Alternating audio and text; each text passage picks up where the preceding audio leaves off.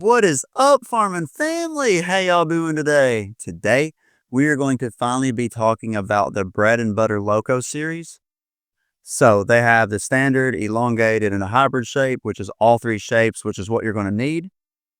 I have been using the wide body a lot more than the other shapes. Fun fact, I got these paddles, played with them for a little bit, and mom straight stole the hybrid. It has been a struggle getting that thing back from her. Straight up. And I've had several other people play with the elongated. But yeah, I have a discount code with this company. It's Farmer. If you use that at checkout, you will get 10% off. I do get a kickback from that. It helps my channel, helps me buy new gear, helps me, take my kids places. So I really appreciate your all support. But yeah, let's get into this review, y'all. Enough of me running my mouth. So the first thing I want to talk about with this paddle would be the pop. This is definitely one of the poppier paddles in pickleball. I don't think it quite has the pop that the boomstick has, but I do feel that it has more pop than the Groove& Laser 16 HD solid foam that I use and the Honolulu NF series. So if you're wanting something with a lot of pop, but you feel that the Selkirk is a little too stiff and harsh feeling, this one might be one that you would venture towards because it doesn't feel quite as stiff and the ball feels like it sits on the face a little bit longer and it just doesn't feel quite as harsh to me. And when it comes to power, it sits pretty much in the same exact place. It is in the top three in terms of power. I don't think it quite has the boomstick power, but I would much rather just have the power and pop from the Bread and Butter Loco compared to the boomstick just because of how stiff it is. If you like stiff feeling faces, you might like the boomstick more, but the extra dwell time that you're getting on this paddle is way more beneficial to me than that extra little bit of pop that you're going to get. And when it comes to control, it's definitely gonna be harder to control. It's gonna take you a while to get used to it. You aren't gonna be able to switch between paddles back and forth and then just grab it and play great with it. You have the super focus, like hone in and focus. You can't just be lollygagging, half playing. That's not how these power paddles work. So if you're wanting something where you can just sort of do whatever you want to and not have to, super focus and put in a lot of effort to control it, this paddle might not be for you. But a lot of people nowadays are going towards the power paddles, and this is one of the best ones on the market in terms of power to control ratios. So when it comes to the RPMs of these paddles, the elongated had a 2,194 RPM, the hybrid had a 2,175, and the standard had a 2,212 RPMs. Either way, with all three of these, they're above the 1,850 threshold, which would be what I considered good, and it's above the 2,000 threshold, which I would consider basically elite spin. These are some of the best spinning paddles that I've played with in pickleball. There's so much top spin and so much slash you can put with these paddles. It's not going to be an issue. Next.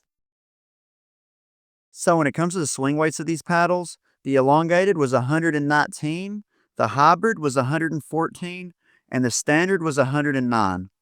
Okay, all three of these will literally fall into place where basically the average is for all these shapes. Like 119 for an elongated is average, 109 for a standard is average, and a 114 for hybrid is pretty average. But you can also add a little bit of customization to these and still not have them super head heavy or the swing weight, crazily increase. I didn't feel like I needed any of that, any like lead tape or anything added to the paddle, just an overgrip. And the overall weights of these paddles, the elongated and the hybrid were 8 ounces, and the standard was 7.9 ounces out of the box. And then when it came to the balance point, the elongated had a 245 balance point, the hybrid had a 239 balance point, and the standard had a 234 balance point.